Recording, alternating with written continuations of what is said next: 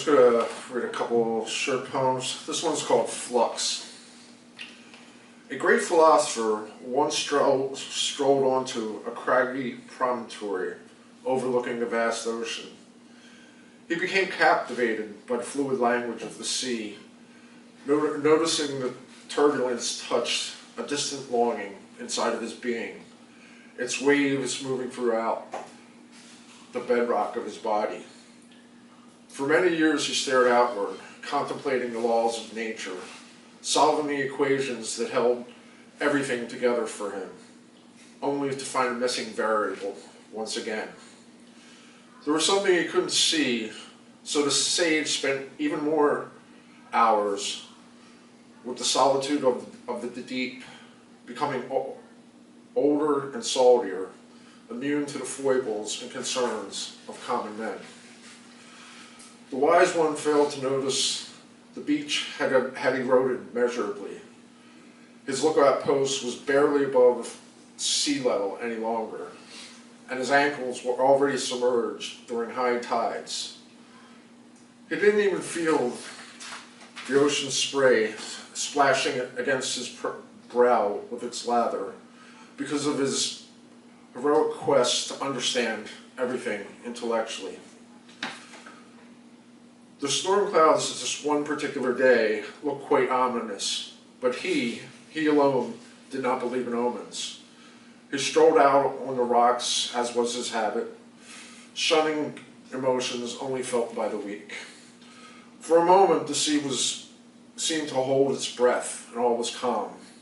An instant later, a giant wave crashed onto the beach, knocking the thinker over and pulling him back into the sea. He managed to tread water back to shore.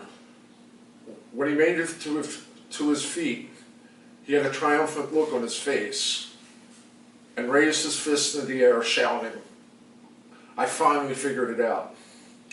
So overjoyed with his discovery was he, that he stood motionless on the beach, entranced by hubris, his back to the water.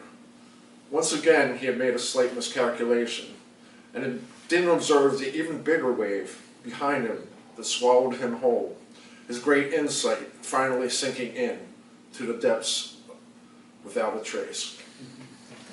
All right, my attempt at humor. Okay, I'll just read one more. This is called Jigsaw. We come in pieces, some of us as if we were cut like cookies from a mold, some still quite rough around the edges.